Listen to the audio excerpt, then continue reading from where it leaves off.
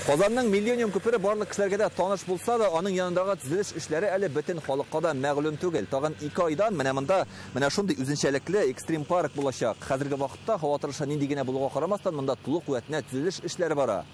Әлеге мәйдан Казансу яр буеның дәвамы дип әйтергә мөмкин, ләкин монда спортның берничә төре белән актив рәвештә шөгыльләнү мөмкинлеге булачак. Шулай ук урамдагы спорт төрләре буенча хәтта дөнья чемпионатын үткәрү өчен дә бөтен шартлар тудырыла.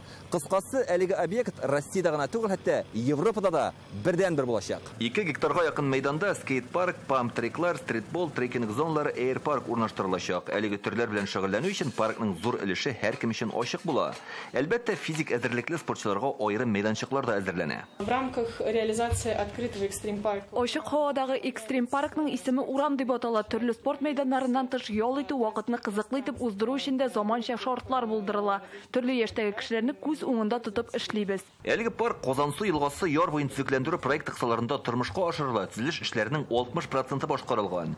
Үз изоляция режимы эшчеләргә комачауламый, шулай да саклану чараларын күрәләр. Александр Мәскәүдән килгән. Ул хезмәттәшләре белән трамплиннар ясый. Мондый объект төзү иҗади яктан да кызыклы ди. Я очень рад работать в такой большой компании. Мондай зур корылмада эшләвемә бик тә шатмын, чөнки берничә спорт төре өчен төзелә торган иң зур парк булачак ул. Россиядә генә түгел, Европада да. Бүгенге вазгыять безгә комачауламый. Респиратор һәм битлекләр киеп эшлиләр. Проведена система ливневой. Хәзер мәйданчыкларны әзерлиләр, каты катлам җәяләр, яңгыр сулары өчен җайланмалар урнаштыралар, инженер эшләре бара.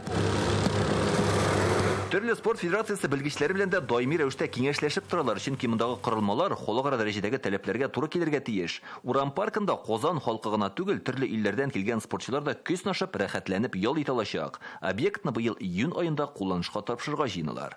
Илдар Сафиуллин, Рамзил Гарипов, Яңа Гасыр каналы.